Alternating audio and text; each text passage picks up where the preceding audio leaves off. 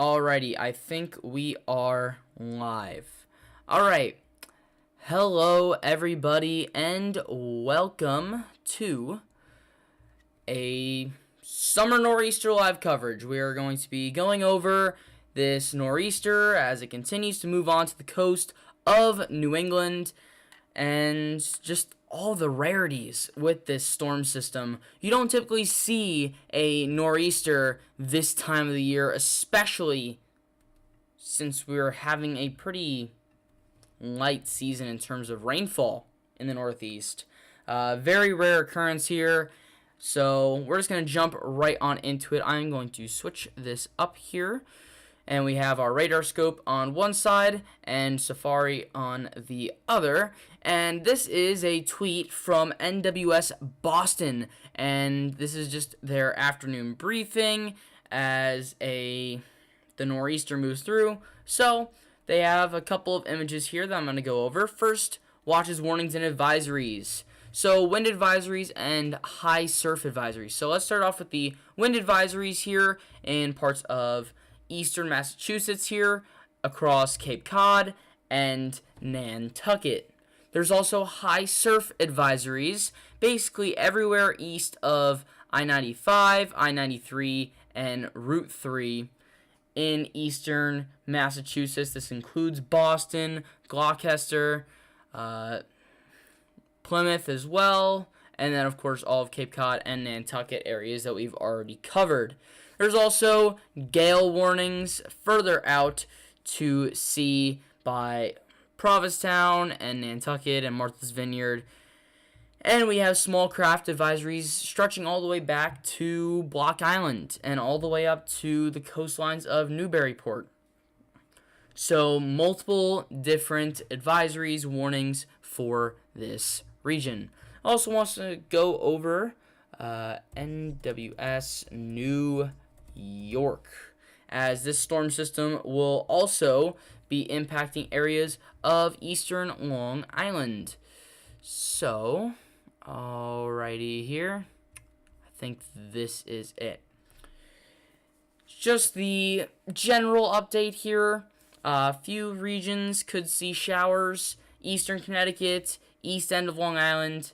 And let's actually click in on this.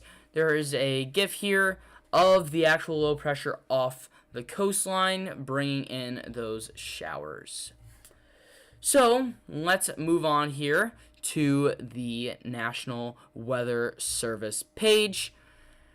And we are going to be looking at some of the flood advisories here. So flash flood watches in parts of Texas, New Mexico, Colorado, Utah, Arizona, California, seeing some flood advisories and flood warnings, as well as some flash flood warnings all around the area. So, we're going to move on here to our excessive rainfall outlook, where we have many different risks. We have marginal and slight risks for today in many different areas. So, we have our marginal risks here in parts of California, Nevada, Arizona, Utah, Colorado, New Mexico, Texas, Minnesota, Missouri, Kansas, Oklahoma, Arkansas, Illinois, Kentucky, Tennessee, Mississippi, Louisiana, Alabama, Florida, North Carolina, Virginia, and West Virginia. A lot of different states, a lot of different areas that are at a risk of flash flooding. So we have our slight risks, which is a 15% chance of exceeding flash flood guidance. This is in a little bit less area, but some significant areas as well, including much of the desert Southwest, including parts of Utah, Arizona, New Mexico, Colorado, as well as parts of the Midwest, including Arkansas and Missouri, as well as the very southern and western portions of Texas down by El Paso.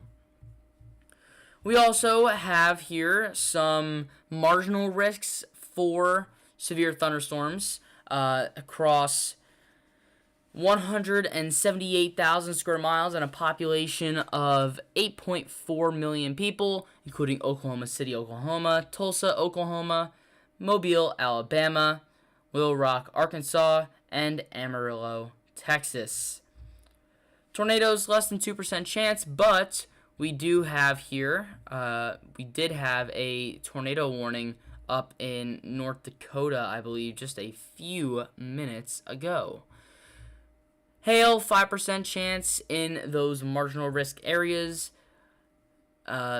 Here's hail and here's wind. So 5% chance, again, very limited. That's why focusing more on the Northeast today than the actual severe weather threat. We also have a new disturbance here in the Atlantic, 20% chance of formation. I don't think this is going to form. Ingredients, again, really aren't there. We can go into that a little bit later. And Yvette is a post-tropical cyclone. This actually did form into a tropical storm, which I was not expecting at all.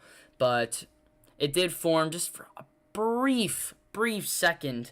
And it did get the name Yvette, which is the 9th named storm of the Pacific hurricane season. It is designated as 10E. But that is because of Bonnie crossing over into the Pacific earlier this year, which was originally an Atlantic storm. So let's move on here to the NAM 3-kilometer model, where we have all of our risks here on display.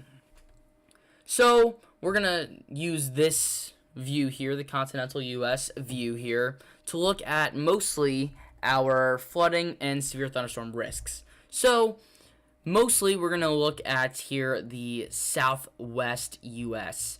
And you can see here that within the valleys of the Rockies, we have a lot of thunderstorm development in here, and a lot of this is just getting trapped within areas of Colorado, New Mexico, Arizona, but eventually it is going to start to move out to the east, and areas of Texas, that threat down there, which is actually a former low pressure that moved into Mexico, is also going to be adding to that threat with more thunderstorms getting drawn up because of that low pressure pulling up moisture from the Pacific. And you can see that the very southern areas of the U.S. will be getting impacted by that.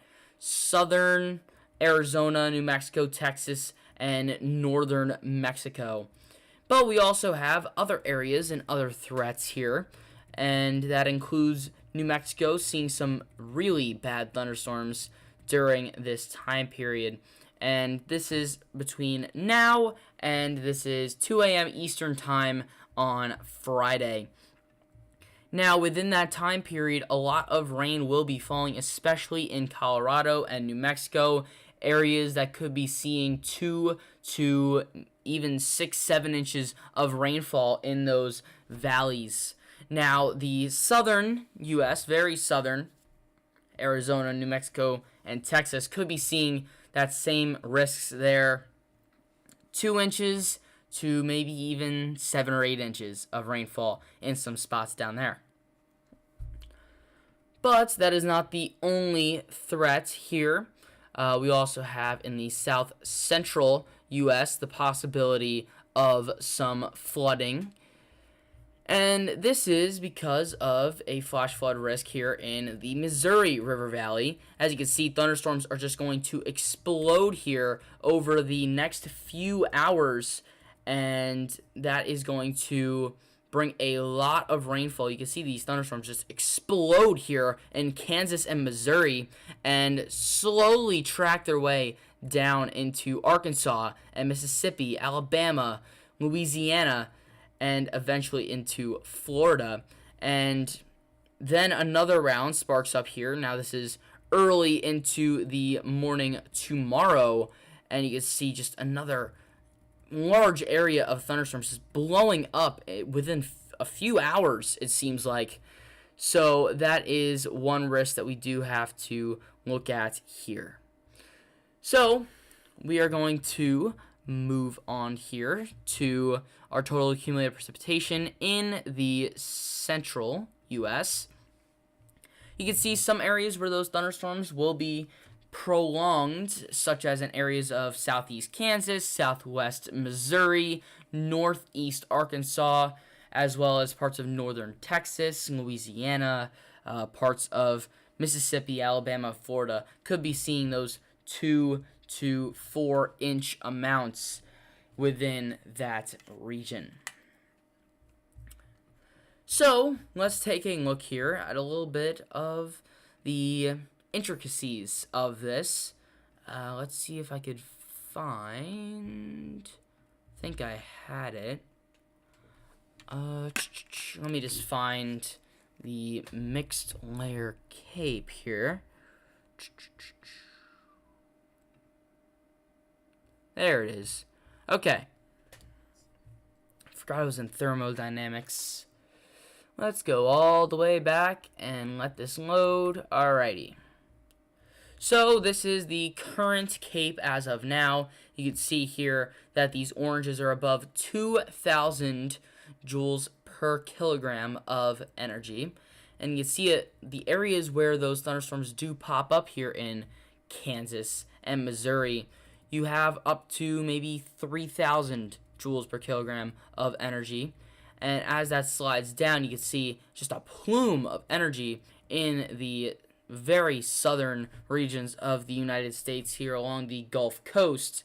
And that includes areas like Louisiana, Mississippi, Alabama, areas that are going to be getting hit with these thunderstorms. And then we have this second risk into the early morning hours here. Let's take a look here of Thursday, where you have that secondary risk there as that starts to move to the south. But the main risk here is that Kansas, Missouri risk there. So let's continue to move on here. Let's go back to our precipitation, and we are going to go to the north central U.S. And we also have a couple of tiny little thunderstorms moving through in North Dakota and Minnesota. Not huge threats there, but just minor inconveniences. Could have some hail, could have a small tornado. We did have a tornado warned storm earlier in North Dakota, as I mentioned a little bit earlier. But these areas are just mostly going to be wind thunderstorms here. Most of the threats here is going to be that wind. But as we move into Thursday and Friday, you could see a little bit more activity in this region. But doesn't seem like a huge deal. Now, of course, thunderstorms could always be a huge deal, but in comparison to some other thunderstorms we had this year, not as bad. Now, the main event, the nor'easter. You can see here that, let's actually move this to here. We should have some showers and maybe some thunderstorms, in areas of the interior northeast. And you can see here, this is actually the State College radar here, that these are moving away from the nor'easter, that onshore flow. And as part of this nor'easter, you have that onshore flow. And that is moving these thunderstorms from northeast to southwest. And as this nor'easter starts to make its way onshore, those do start to dissipate, especially overnight. And as this storm moves onto the coastline here, we could see those showers and thunderstorms spark back up again, as this storm isn't as strong as some of the other nor'easters that we can look at, but just strong enough to really have some of those stronger winds that we can look at here. Let's actually take a look at some of those wind speeds here. You can see here that areas on the coastlines, such as Nantucket, Martha's Vineyard, and Cape Cod, could be seeing some tropical depression force winds in that region because of the nor'easter. And as the storm moves to the north, it's actually weakening in wind speed before it makes landfall in eastern Maine. Now, as part of this nor'easter, we are going to be looking at some pretty considerable rainfall amounts, especially in areas of eastern Connecticut, Massachusetts, Rhode Island, Maine. In general, the further east in New England you are, the better chance you have of getting some pretty decent rainfall.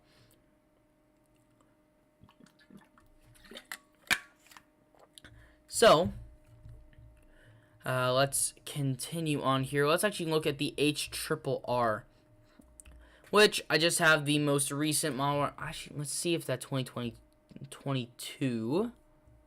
It has loaded up. That's perfect. All right. So we can kind of go hour by hour here. Wow, okay. So another swig of water.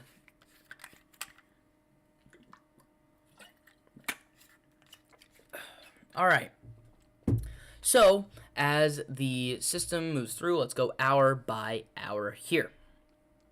Starting off here, this is 7 p.m. Let's go 8 p.m. We should be starting to see some light rainfall in parts of Cape Cod and Nantucket. Let's see if that is happening. Kind of should be moving onshore here. And there we go. You can see that some of that onshore flow is starting to make its way onshore of Cape Cod, Martha's Vineyard, and Nantucket. So, during this time period, the low pressure is still at 1,007 millibars, really not that strong, but it will be strengthening over the next few hours, and that's where the benefit of this storm will be, is that as it strengthens, it's going to pull in more moisture. So, this is 9 p.m. Eastern Time. You can see that the rain starts to move into areas of Massachusetts, the southeast area of Massachusetts. Let's actually take a look here, pull up my map, and take a look at some of the areas here. Okay, so Brockton could be in some rainfall by 9 o'clock. Fall River, New Bedford, areas like that. A little bit further inland from Cape Cod and Nantucket, but still pretty much on the coastline there.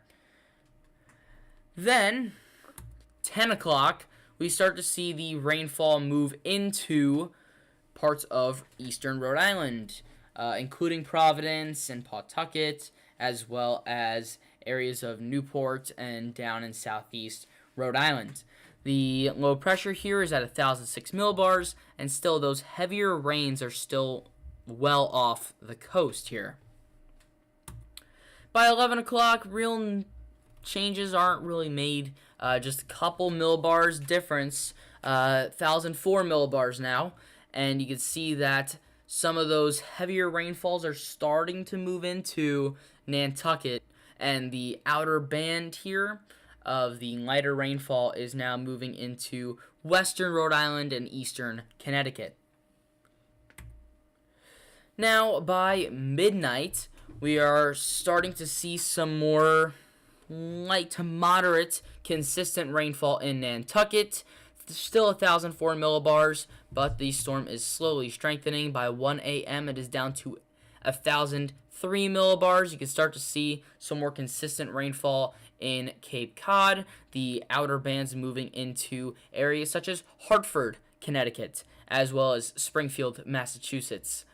By 2 a.m., that continues to move further inland, just slowly making its way west. Still at 1,003 millibars, but more consistent, moderate rainfall in Martha's Vineyard, Nantucket, and Cape Cod. By 3 a.m., we're down to 1,002 millibars here, and you can see that some of the outer bands here are starting to pick up a little bit more energy here. You can start to see some pockets of moderate rainfall here on these outer bands, including areas just west of Boston, such as Worcester. Now you're also starting to see that the heaviest of the rainfall is starting to move towards Nantucket. By 4 a.m., it should be right about there. You should be getting that consistent, moderate to heavy rainfall in Nantucket as this starts to move through. And you can see that the edges of that light rainfall stretching as far to the west as Bridgeport and Waterbury, Connecticut, as well as some areas of thunderstorms in parts of New Jersey, it seems like. A little blip on the radar there. But you can see here, as part of these outer bands, that you do have some areas sprinkled in there of some moderate to heavy rainfall. That is 35 decibels compared to Z. Let me actually pull up I have a little chart, and it's really, really useful. Let's see here. Boom, boom.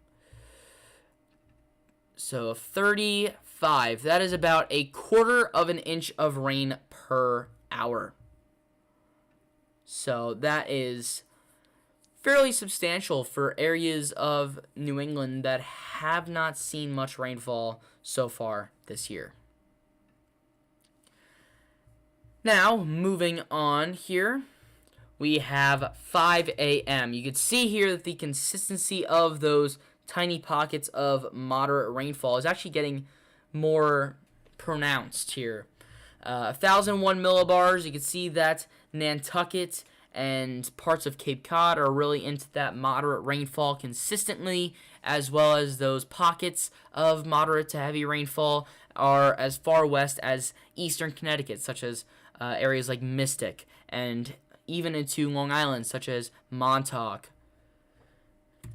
Now, by 6 in the morning, we are starting to see some more consistent bands as far west as Hartford and even into the northwest corner of Connecticut. We're starting to see that consistent moderate rainfall as far to the west here. I think that's just to the southeast of Brockton.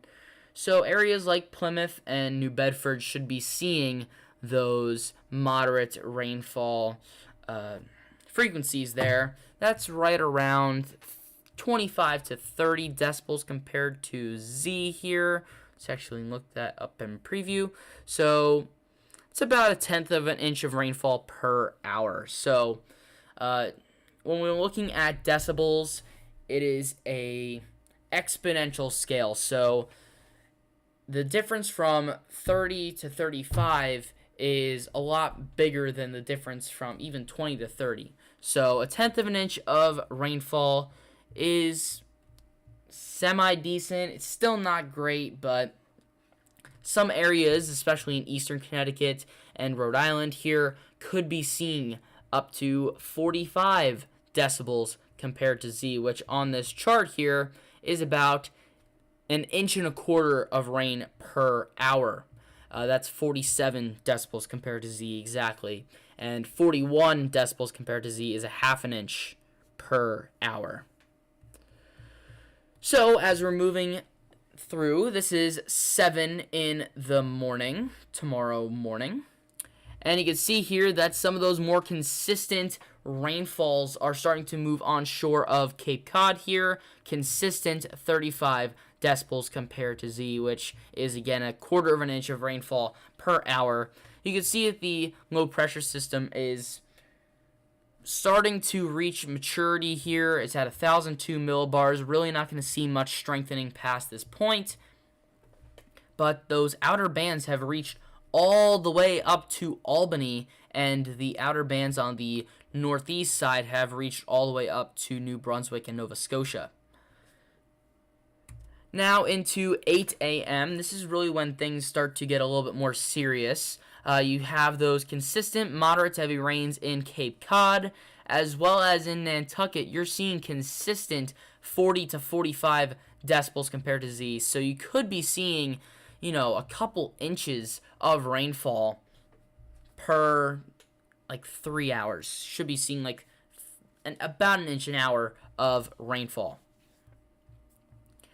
Now, at this point, you start to see those outer bands here moving into parts of Maine, especially down east Maine, starting to see those outer bands, and areas of western Connecticut and western Massachusetts starting to see those little pockets of some more intense rainfall, especially areas of central Connecticut could even be seeing up to 45 decibels compared to Z.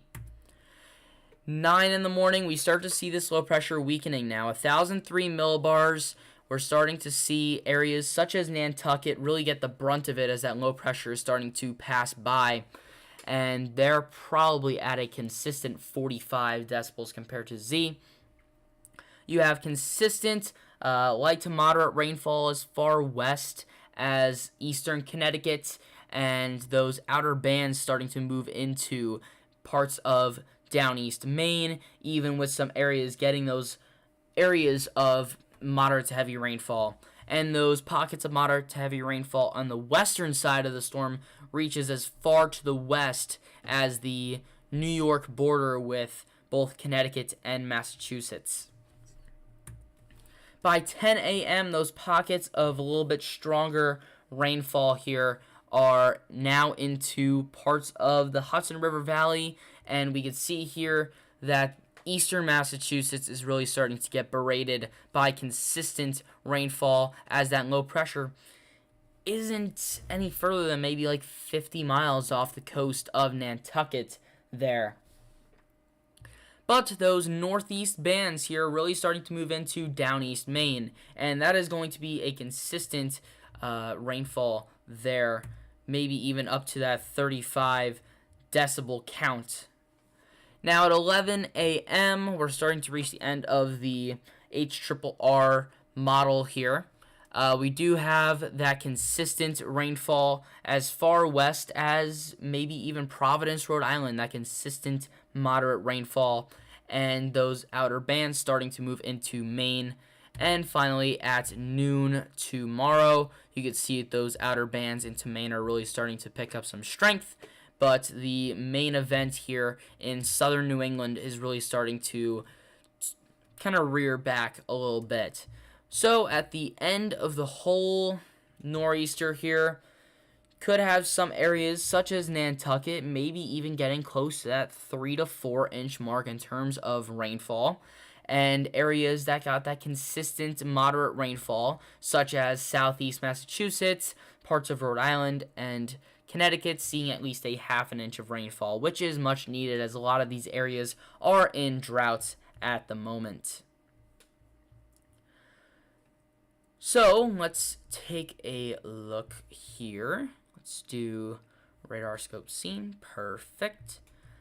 And let's just kind of go around the U.S. So we have our nor'easter here starting to move on to the coastline of Massachusetts. You can see that Nantucket here is kind of in a little bit of a break here, but you still have maybe about 10 to 20 decibels compared to Z of rainfall currently falling there, which is a light rainfall, very, very light, to a trace of rainfall per hour. So really not much falling at the moment, kind of just misty and foggy. But moving into areas like Yarmouth and Barnstabletown, you are seeing a band here. What is that band at? Of 25 decibels compared to Z. Which, did I X out of that? I think I did. Let's go back to it. Alrighty, so 20 to 25, that's a little bit less than 1/10 of an inch of rain per hour. Interesting fact here, this band of rainfall would actually be equivalent to approximately an inch an hour of snowfall, since snow is about a 10 to 1 ratio, so there's 10 inches of snow per 1 inch of rainfall. Just a quick tidbit there. But we're moving back over here. Let's go back to that State College, or let's actually go over here to Pittsburgh. You can see that there's some areas here, such as State College and Altoona, seeing some more consistent rainfalls. Let's actually use the closer. So just west of Altoona here in Gallatin, Crescent, Lilly, Cassandra, you're up to maybe even 41 decibels compared to Z, but that is a half an inch of rainfall per hour, and you can see that these storm systems are moving fairly slow. They're not super slow to the point where you're going to be seeing that half an inch of rainfall, but they are slow enough to be producing some much needed rainfall in the area. You can see here in Seward, maybe even up to 57 decibels compared to Z. That is about 4 inches of rainfall per hour. Obviously, that's not going to be consistent over an hour, but you can see here a very potent cell for rainfall there. That's the main benefit with this system, of course, is just the rainfall. It's going to be the main benefit of this storm system throughout the entire event here. Let me just do a quick sound check.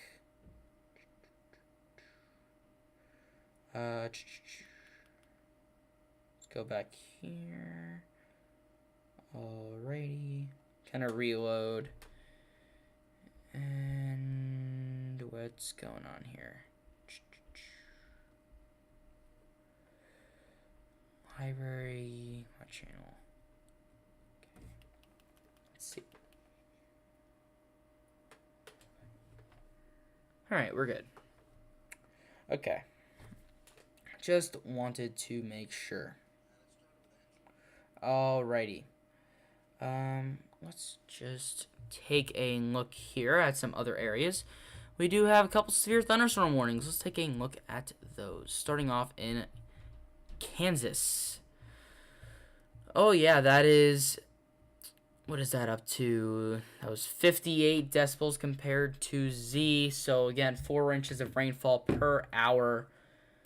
So a pretty consistent rainfall there. But of course, severe thunderstorm warnings aren't issued for rainfall. Let's see the wind speeds on this storm here. We did have here 45 there. So not bad at all. Alrighty, let's see some others. Oklahoma. This, we're kind of right. Where is the actual station? Right, that's in Norman, right? Yeah. Kind of at a bad angle there, but I'm assuming here that we do have a severe thunderstorm in terms of wind speed.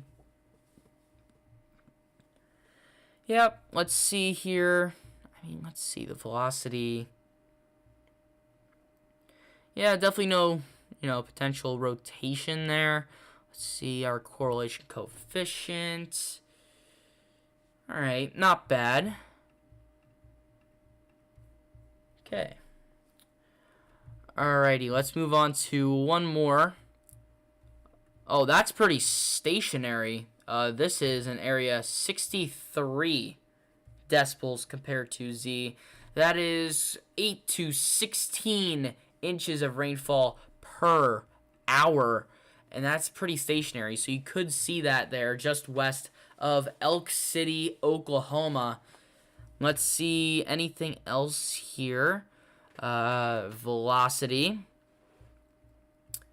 Kind of on the outskirts here. Is there any better view? What about this angle? Oh, wait, no. Maybe this angle? Yeah, this is kind of in a bad spot to see velocity. We're too far out, it seems. Damn. Just in a bad spot. Sometimes when these, storms are in a bad spot, you really can't get a good sense of it. That is unfortunate, but I digress. Let's see here. Maybe if I put the tilt up a little bit more. Let's see, tilt 2. Tilt 4. Yeah, that's not doing much. Okay. We'll check back in with that a little bit later. We also have some flash flood warnings here. California. Let's actually take a look here. He's in a bad spot too. These might be in a bad spot. That's a little bit better. You're going to see a lot of stationary thunderstorms. That's a lot of what monsoon season is just these stationary thunderstorms that have brought a lot of rainfall here. Let's do this accumulation array. Storm total accumulation. Let's do that. Yeah, you can see areas here getting close to an inch of rainfall here pretty quickly. Some other areas in that inch of rainfall as well. Let's see here. See some other radars here. Any of these good for looking at this? Not really. Oh, okay, we got some other looks here. That is an inch of rainfall. You have other areas here that are close to an inch of rainfall. These are just stationary, and you can see some of these areas over here. Inch and a half, 2 inches of rainfall. Alrighty, moving on. Alright, let's go down here to Mississippi. Let's see what's going on here. Alrighty. So, some consistent moderate rainfall in some areas of Mississippi here. And these areas, it does seem like it's just a consistent flow straight to the southeast. I guess that's technically south-southeast, but some areas in here could see plenty of rainfall. So if you live areas by Hattiesburg and Collins, Wiggins, Gulfport even, just to the east of Gulfport, in fact, this area could be seeing plenty of rainfall over the next 2-3 hours. So, not bad. Alrighty, let's take a look here. Let's go back up north. Let's check in here, maybe by Albany. Not much going on there. Yeah, the further north you go, you're really not going to get much. Let's see, maybe down by Charleston. Not much there. What about D.C.? Yeah, most of those onshore flow thunderstorms are really in Pennsylvania. Let's see if that Kansas threat... Oh, there is some thunderstorm development here in parts of Kansas and Missouri. You can see here that these storms are blowing up. Let's just look at this area right in here. It's basically popped out of nowhere, so you could definitely see some development in those. That is a sign of development here for those thunderstorms. Let's actually take an hour-by-hour look at these thunderstorms here on the HRRR model, shall we? Let's go back here, and let's go to South Central U.S. I think that should do just fine. And rain. Let's actually see if NWS Norman. See if anything over here. Severe thunderstorm warning. Storms are beginning to develop along the cold front that is pushing southward. Alrighty. Rain chances 60%.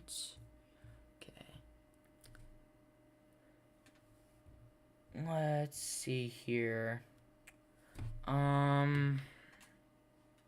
See if I could find an NWS office a little bit closer to where we're talking about.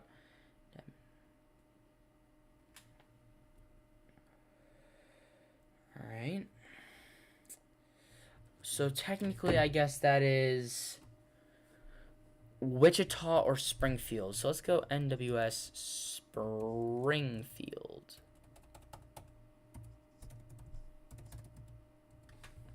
Let me just switch this back here. Okay. Alright, NWS Springfield. Perfect. Strong severe thunderstorm is possible. Flash flood watch. Anything else? Wet start to the week. Okay. Widespread rain and storms continue into Wednesday. Branson, 2 to 3 inches of rainfall. Rolla, 2 to 3 inches of rainfall.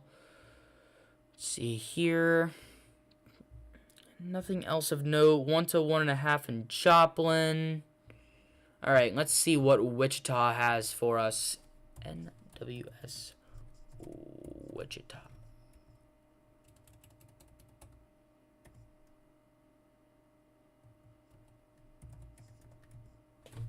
All right, NWS Wichita. Alright, light rain showers are moving across south central Kansas. Let's see here. Hit or miss showers and storms through 9 a.m. Alrighty. That was earlier today. So, high temperatures up into the hundreds there in Coffeyville. But rain chances in Eureka are 52%, Topeka 52%, Emporia 38%, Coffeyville 62%. All right. So let's go hour by hour. Alrighty. So let's see here. 8 o'clock. We're actually closer to 9 o'clock. So the thunderstorms that are popping up now here near Independence, Franklin, Pittsburgh, moving into Joplin there, actually did not show up on the HRRR here just this past hour. Let's see here. 23Z just loaded in. So, yep, now they're here. Okay. That's why I love the HRRR. I don't use it in my videos a lot because of the fact that it is so short range, but the fact that it updates every hour is extremely beneficial. Let's actually take a quick swig of water before we get into this.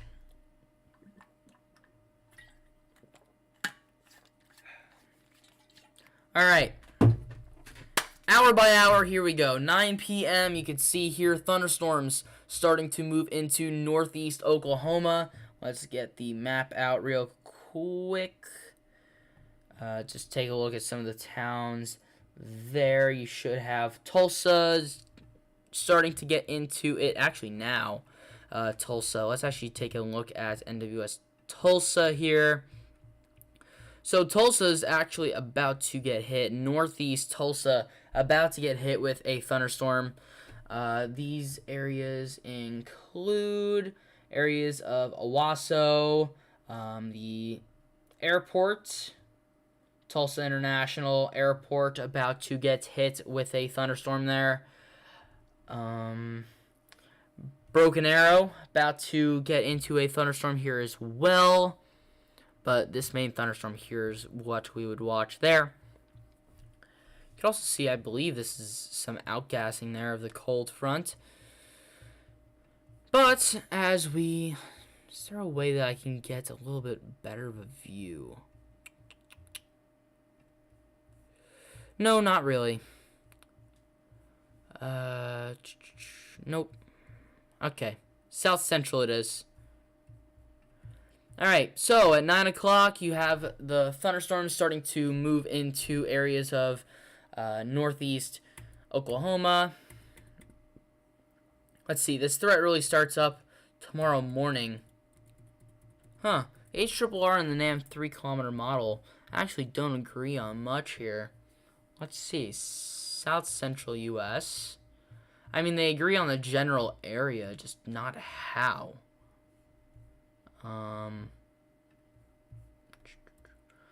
Because the NAM here, let's come back. Yeah. So the NAM has that explosion here. This is 9 o'clock. Really not much there, so the NAM really doesn't have much. Has an explosion around 2 a.m. Whereas the HRRR here, really not showing much. You can see the major difference in these two models. The HRRR is definitely being a lot more bearish with this storm system here. Let's see. Let's go into a little bit of the finer details here.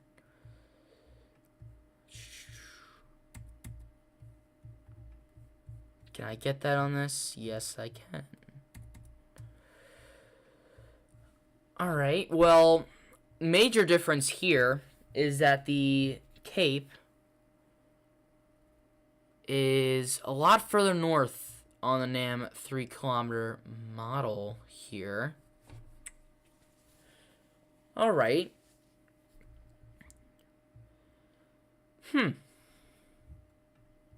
Yeah, that's the major difference. What about 2-meter dew point? Dew point. Okay. Moisture's definitely there.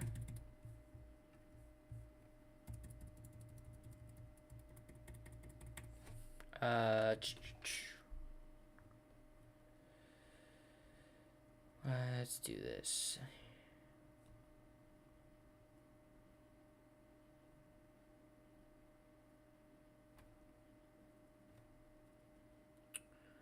All right, let's just go through.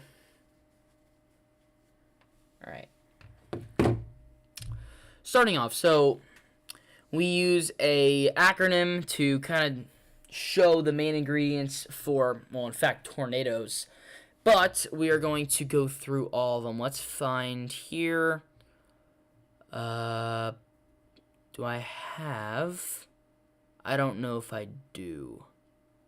I think I have to go here for that. So let's do this. Go to the South Central. Let's use the European model. Upper dynamics. Ooh. Hello. That is 12Z. Huh. Do I not have wind shear? I do not. Wow. Okay, so we're going to skip shear.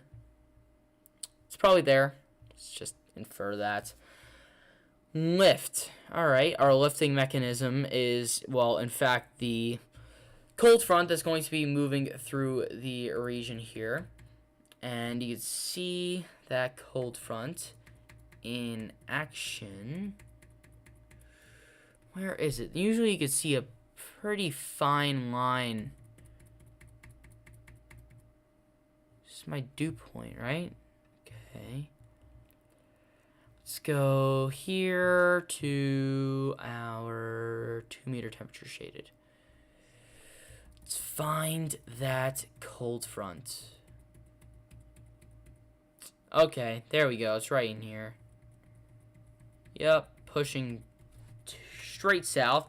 So we have our lift factor. Just instability is the only thing that's different. And we have the moisture.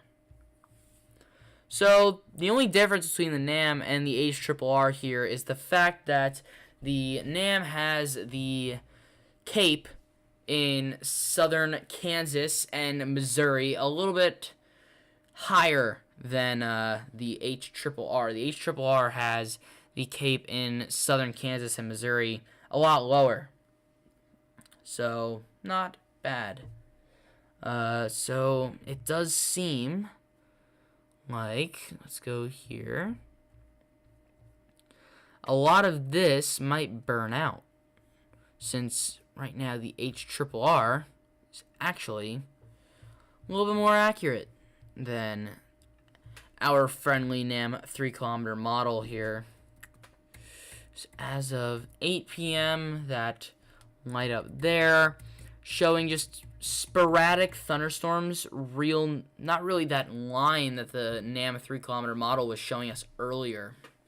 So that's the big difference here. Seems like it. Alright, let's see if there's any differences here with the nor'easter.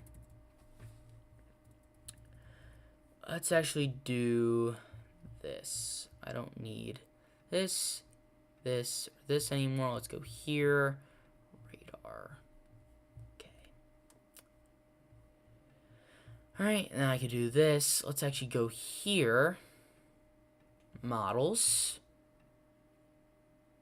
HRRR. Northeast. Compare models loop. Alright, we do have the NAM 3-kilometer model. Alrighty. Okay. So, alright, let's actually HRRR. Okay. Compared to the NAM 3-kilometer model. Can I do... Oh, wait, no. I want a model trend loop. Model trend loop. Okay. Let's go hour by hour. Compare last hour with this hour. Oh. Alright. So, comparatively, this hour has the low pressure a little weaker. So, this hour it's at 1,008 millibars compared to last hour, which was at 1,007. This hour has less rainfall on the coastline of Massachusetts. Seems like last hour is a little bit more accurate here, because in fact there is plenty of rainfall there in southeast Massachusetts. Let's see if we can go to hour 2 here. It's the one thing about Pivotal Weather. It's going to give you us an ad every single time we do this. So, comparatively, yeah, a lot less moisture. And a little bit further to the southeast. Huh. Okay. Hour 3. Yeah. Alright. Let's just do this then. Single image. Forecast loop. Does that have that as an overall trend the whole time? Sure does. Has the storm a little bit further to the east and a little weaker. So, look at that. What a difference an hour makes. Just an hour. And we're seeing a trend here of a weakening low pressure system. And that does seem like it will impact our total accumulated precipitation. Let's see it. So, yeah, so less overall moisture, especially in areas to the west, right? So areas like Hartford and Bridgeport really not seeing much compared to last hour, which was just a little bit more. You can see Hartford here at over 1/10 of an inch, and you can see parts of Nantucket here at close to 4 inches. Yeah, that's the main difference here. So that's actually not great for what we want this storm to do. We want plenty of rainfall across the entire region. That's the ideal part of this storm, and that's actually the most beneficial part to this storm. So,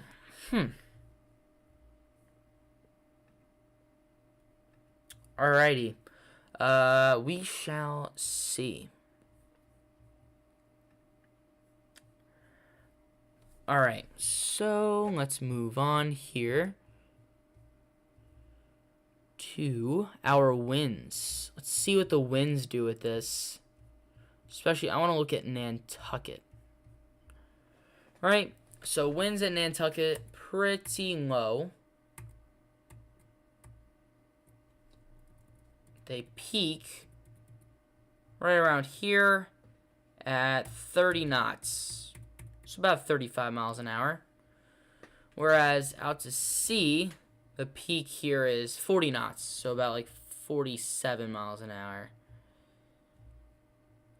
Yeah, so a little bit further off the coast and a little weaker makes a pretty huge difference compared to last hour, where we had a bit of a stronger low pressure system. Right, you can see here, peak at 51 knots. And just a little bit more rainfall. So just a more broad, low pressure system there. Let's see here, does it show the 0Z? That just started to load. So we will see as this loads in. As this loads in, we will see what is happening here. Still showing that weaker low pressure system. Alright, so this is hour 1. We're going to wait and see until this loads in. And then we are going to, well, I will log off for the night.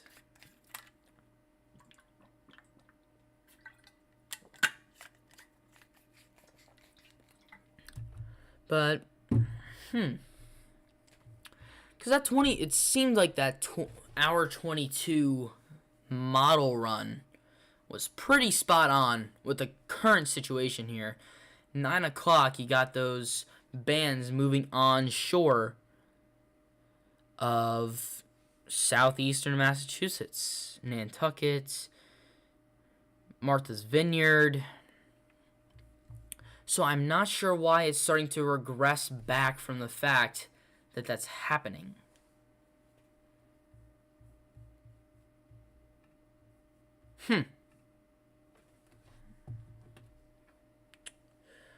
Well, we shall see.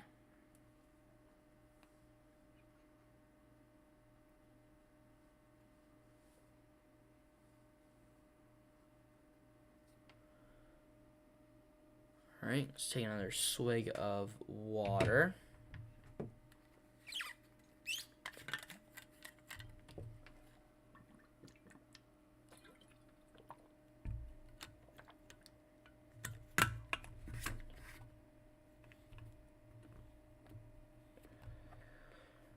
Alrighty.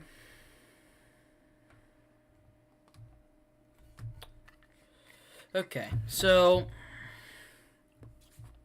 let's actually take a look, because I am intrigued here. Let's take a look at our velocity. So that is a consistent 20 to 30 miles an hour. Not bad. And our storm total accumulation. So far, Nantucket has seen close to 1/4 of an inch. And parts of Cape Cod have seen about 1/10 of an inch. Which, see here, we have 3 hours. So,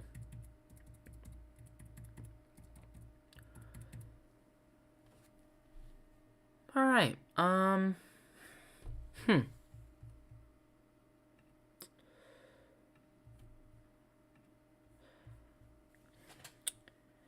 how's this? I'm going to change this real quick. I'm going to edit it.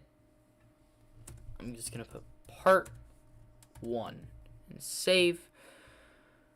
And I'm going to come back later, either with maybe just a normal video or something else. But if you want to hear my thoughts on how these models really haven't been eyeing down a key track for this storm system, go into the comment section, or not the comment section, the description down below, and that is my full video on this summer nor'easter. So if you watch that video, that should fill you in on all the details, and I'll probably make maybe a part 2 of that a little bit later. But that is all I have for now. Thank you guys for joining me for the past hour. I really appreciate you guys spending the time, and that's about it. So thank you guys for watching. I'll see you guys next time.